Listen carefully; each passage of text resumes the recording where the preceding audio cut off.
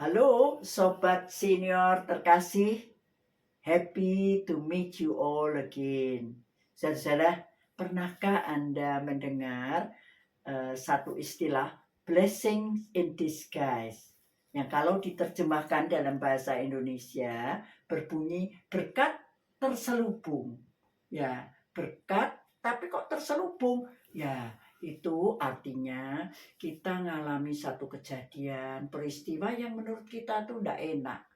Tapi ternyata itu adalah berkat yang besar, saudara.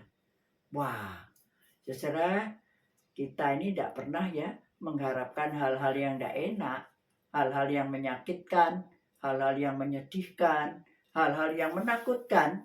Kita berharap sesuatu yang baik, hal-hal yang nyaman, ya yang enak memang. Tapi realita hidup tidak selalu seperti itu, saudara. Saudara-saudara, ketika seseorang yang tadinya bekerja lalu di PHK, kita mungkin sebagai orang usia lanjut yang tadinya sehat, bisa saja kita menjadi sakit. Juga saudara, seorang yang sudah berusaha untuk mendapatkan pekerjaan tetapi mengalami kegagalan, belum dapat pekerjaan. Dan banyak hal dalam kehidupan ini yang membuat kita bisa merasa kecewa, kita merasa frustrasi, dan kita kemudian kehilangan pengharapan. Saudara, pernahkah saudara mendengar satu cerita tentang seorang raja yang bernama Akbar? Raja ini memiliki seorang asisten yang sangat dia percayai, namanya Bildad.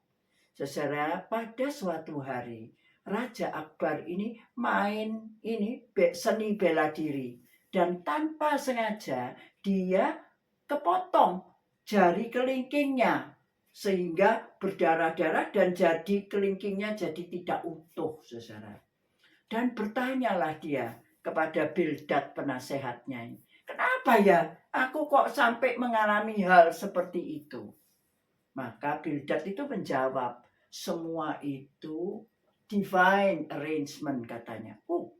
Maunya Tuhan, kehendaknya Tuhan. Iya, katanya.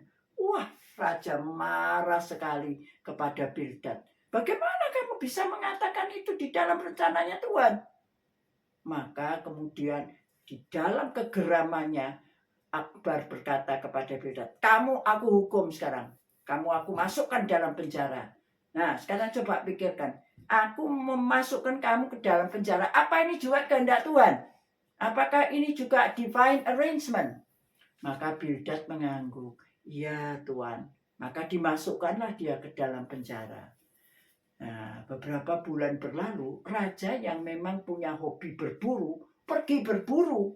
Dan dia tersesat ke dalam hutan dan ketangkap. Ada satu suku yang di sana itu suka makan manusia sebagai satu ritual untuk menyenangkan dewa mereka.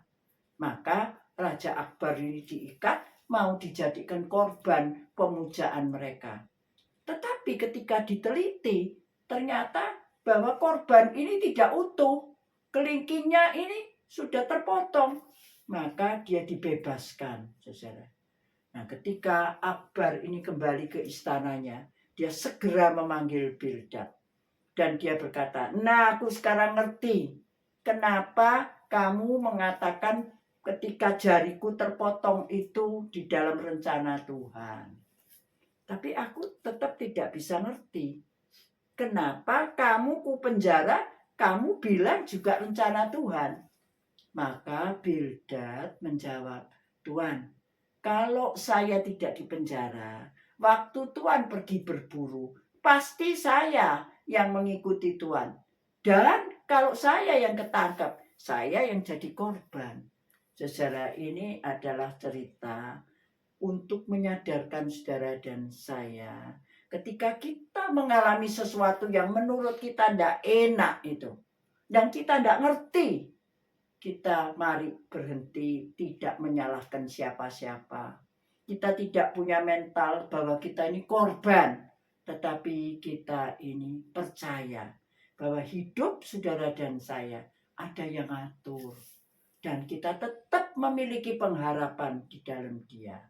Bukankah Alkitab berkata di Roma 8 ayat 28 bahwa Allah turut bekerja dalam segala hal untuk mendatangkan kebaikan bagi mereka yang mengasihi Dia dan yang dipanggil sesuai rencananya. Mari saudara, sebagai orang usia lanjut, ketika saudara dan saya mengalami sesuatu yang tidak enak, yang menurut saudara itu tidak pernah kita harapkan, jangan putus asa. Mari kita mempercayakan diri kita kepada yang memiliki hidup kita.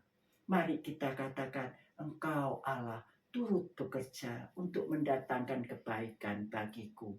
Marilah tetap berpengharapan kepada Tuhan. Saudara mau, bukan?